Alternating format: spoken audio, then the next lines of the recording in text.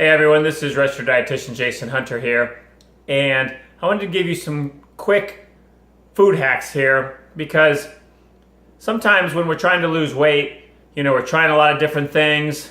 We're dieting, we're restricting calories, we're eating this food, not eating that, and sometimes that scale just doesn't budge, or that dress doesn't fit any smaller, those pants seem to be still tight, and it gets frustrating, because sometimes you look at some people and the weight's just coming off, and they're making changes, they're eating healthier, and they don't seem to have a problem at all. And a lot of people are like, why me? Why is it so hard for me to lose weight? One of the reasons is something called sick fat cells. And if you are overweight, if you have worsening blood sugars or worsening high blood pressure, you then most likely have sick fat cells. And what happens when you have this is your body ends up dumping more fat into the bloodstream, and it doesn't utilize it. It doesn't store it, it doesn't burn it for energy, it just lets it keep floating around. When this happens, your insulin now becomes less effective also. So now you have more blood sugars floating around. And there's this cycle where you just keep trying and trying to lose weight, but the problem is you sometimes end up gaining weight because these sick fat cells are pretty much preventing you from losing weight. And one of the ways to fix that is sometimes just getting back to the basics, healing those fat cells. And with these 3 simple food hacks or fat loss hacks, sometimes we overcomplicate things and try to get so detailed when we try to lose weight. And really, we just need to make some simple changes, let it ride out, give it 30 days and see where we're at. And you may find that some of the best weight loss, some of the most success you have is when you just make these simple changes and stick with them. And one of the changes is, or what I would call a food hack, is our plate size. 40 years ago, our dinner plates were much smaller than they are now. We didn't have the supersize option at McDonald's. We didn't have restaurants competing for customers by serving more food for a lower price. We just ate less food years ago. And the obesity problem, the weight gain problems weren't as significant as they are now. And what I mean by that is, in today's world, we have this huge plate, and mentally, we feel like we have to fill it up and then we have to clean that plate off.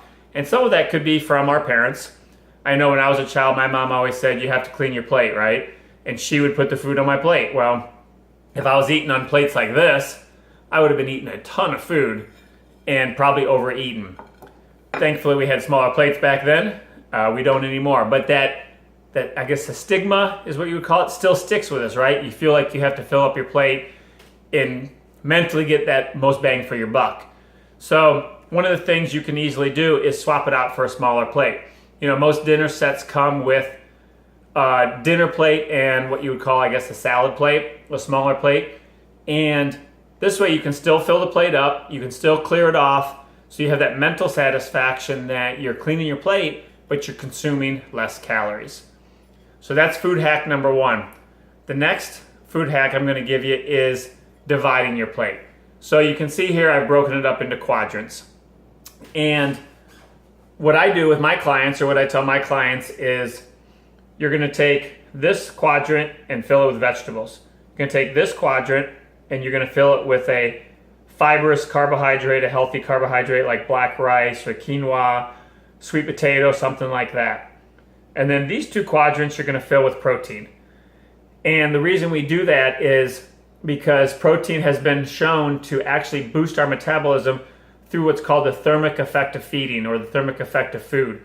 And it requires our body to digest more calories when we eat protein than it does vegetables, carbs, and fat. So one example is if you eat 100 calories of protein, about 27, 30, 32 calories of that is going to be burned up in digesting those calories. So that leads us to our 3rd food hack, and it is eating more protein. And I'm going to actually go into more detail on this at the link that I've put in this post, because there's a lot of research behind it. There's some studies that have been done, some validation in regards to how much protein you should be eating. And I've listed that all out in this article rather than trying to explain it all in this video. That way you can refer back to it and use it as a resource when you are changing your dietary habits and working on increasing your protein and getting that ideal body that you've always achieved. So go ahead, click the link at the end of this video or in this post, and you'll be able to read about the third and final food hack regarding how much protein you actually should be eating. And most people are not eating enough, actually. And it was validated in a research study, I believe out of the University of Illinois, or there was another study that I've listed in there too, that talks about just how much protein you should be eating. So go check it out, and I'll be back with some more videos like this that will help you achieve that ideal body.